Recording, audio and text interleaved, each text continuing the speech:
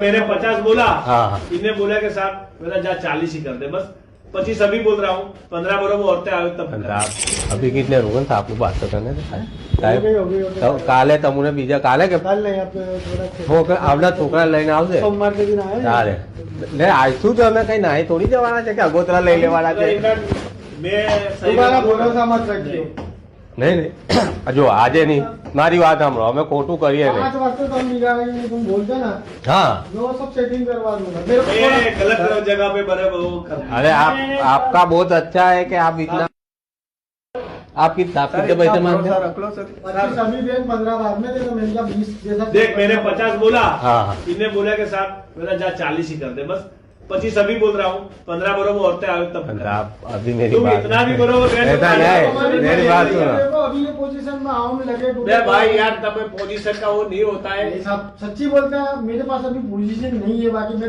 हाँ। इतना बोलने का पोजीशन नहीं जो मेरे लिए तुम हाँ, ये काम कर चल, हाँ। अभी 20 तू दे रहा है ना, औरतें आए तब 20 दे देना। मंजूर इतना बस मंजूर साहब अब फिर वो 20 ही ले लो फिर ज्यादा मत ले लो है 20 अभी देता ना नहीं यार मैं जीबान इनकी फिर वो जीबान पहले टाइम अलग ना मांगियो साहब मैं यार मेरी बात सुन यार, जीबान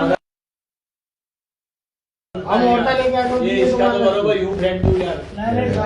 नहीं तो बस हो गया चलो मैं कोशिश करूंगा तुम्हारा तो यार झाड़ की झड़कर है मेरे यार, क्या बात करते हो यार।